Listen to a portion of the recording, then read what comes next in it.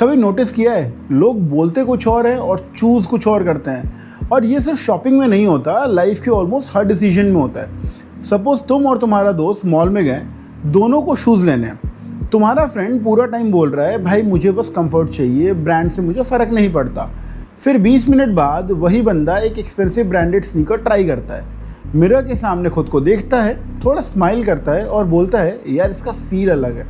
अब लॉजिकली देखो, शायद दूसरा शू ज़्यादा कंफर्टेबल था, बेटर वैल्यू भी हो सकता था, बट उसने शू कंफर्ट की वजह से नहीं चूज़ किया, उसने चूज़ किया बिकॉज उस शू ने उसको एक सर्टेन वर्जन फील कराया, मोर कॉन्फिडेंट, मोर स्टाइलिश या मोर एडमायर्ड। और ऑनेस्टली मोस्ट ह्यूमंस इसी तरह डिसीजन लेते हैं। हम सोचते हैं हम लॉजिकल डिसीजन ले रहे हैं, बट रियलिटी में इमोशंस पहले डिसाइड करते हैं, लॉजिक बाद में एक्सप्लेनेशन देता है।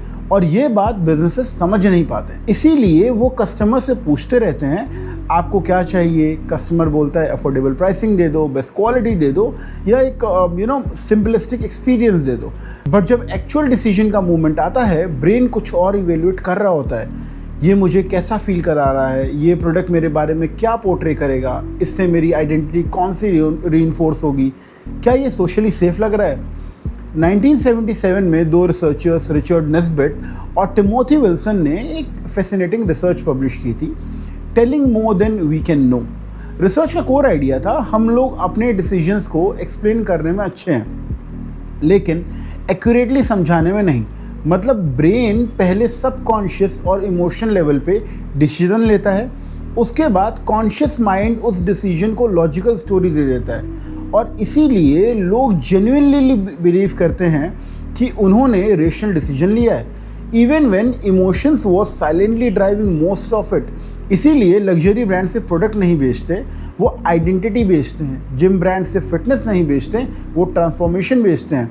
कॉफ़ी ब्रांड सिर्फ कॉफ़ी नहीं बेचते हैं, वो लाइफस्टाइल सेल करते हैं।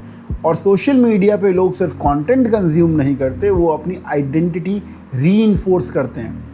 और ऑनेस्टली ये समझना सिर्फ बिजनेसेस के लिए इम्पॉर्टेंट नहीं है, पर्सनली भी इम्पॉर्टेंट है। क्योंकि अगर तुम ये पैटर्न समझ जाओ तो तुम अपने डिसीजंस को भी डिफरेंटली ऑब्जर्व करना स्टार्ट कर दोगे। नेक्स्ट टाइम जब तुम कुछ बाई करो, खुद से क्वेश्चन पूछना, मुझे ये प्रोडक्ट चाहिए या नहीं, या मुझे वो फीलिंग चाहिए जो ये प्रोडक्ट प्रॉमिस कर रहा है। बिकॉज बहुत बार हम ऑब्जेक्ट्स नहीं खरीद रहे होते, हम इमोशंस खरीद रहे होते हैं। Validation, confidence, belonging, status, security और आइडेंटिटी के फॉर्म में। और जब तुम ये देखना स्टार्ट कर देते हो, सडनली ह्यूमन बिहेवियर बहुत ज़्यादा क्लियर लगने लगता है। बिजनेसेस के लिए इसका मतलब और भी इम्पॉर्टेंट है। अगर तुम सिर्फ फीचर्स सेल करोगे तो तुम लॉजिकली compete करोगे, बट अगर तुम इमोशनल मीनिंग अंडरस्टैंड करोगे तो तुम साइकोलॉजिकली कनेक्ट करोगे।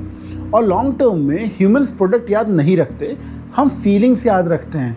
और शायद इसीलिए people don't always by what they से दे वॉन्ट। कभी कभी वो बस वो वर्जन बाई कर रहे होते हैं जो उन्हें खुद के बारे में बेटर फील कराए।